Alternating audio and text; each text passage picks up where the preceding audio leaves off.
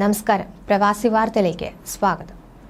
Saudi അറേബ്യയിൽ തിങ്കളാഴ്ച വരെ മിക്ക പ്രദേശങ്ങളും ഇടിമിന്നലും കനത്ത മഴയും തുടരുമെന്ന് പ്രതീക്ഷിക്കുന്നതായി കാലാവസ്ഥാ വകുപ്പിന്റെ മുന്നറിയിപ്പ്.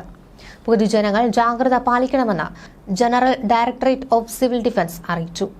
സുരക്ഷിതമായ സ്ഥലങ്ങളിൽ താമസിക്കാനും താഴ്വരകളും വെള്ളപ്പൊക്ക സാധ്യതയുമുള്ള പ്രദേശങ്ങൾ ഒഴിവാക്കാനും അവയിലൊക്കെ നീന്തുന്നതും കുളിക്കുന്നതുമൊക്കെ ഒഴിവാക്കാനും താമസക്കാർക്ക് നിർദ്ദേശം നൽകിയിട്ടുണ്ട് എന്ന് സൗദി പ്രസ് ഏജൻസി റിപ്പോർട്ട് ചെയ്തു.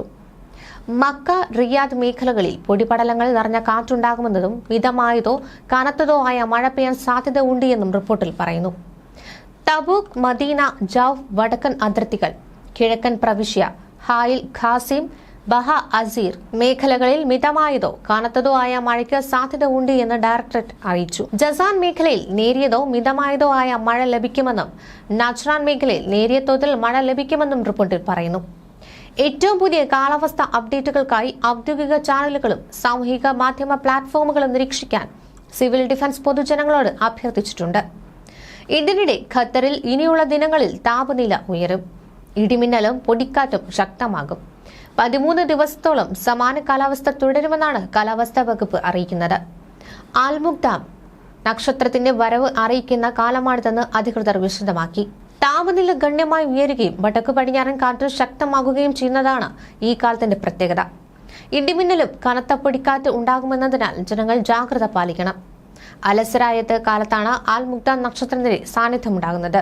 പെട്ടെന്നുള്ള കാലാവസ്ഥ മാറ്റം സംഭവിക്കുന്ന പ്രാദേശികമായി അൽസറായത്ത് എന്നറിയപ്പെടുന്ന കാലത്തിലൂടെയാണ് രാജ്യം കടന്നു പോകുന്നത്. ഇടിമിന്നലോടുകൂടിയ മഴയും പൊടിക്കാറ്റുമാണ് അൽസറായത്തിന്റെ പ്രത്യേകത.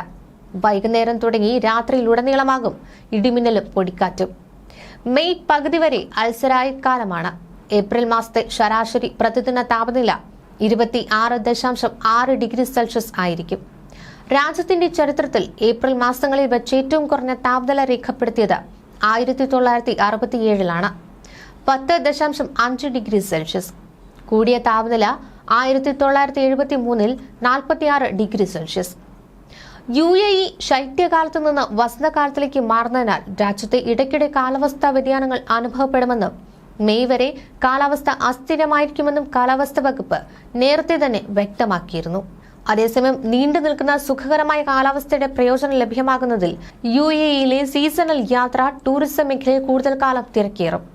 വിനോദസഞ്ചാരത്തിനായുള്ള ഏറ്റവും ഉയർന്ന സീസൺ ഫെബ്രുവരി മാർച്ച് വരെയായിരുന്നു.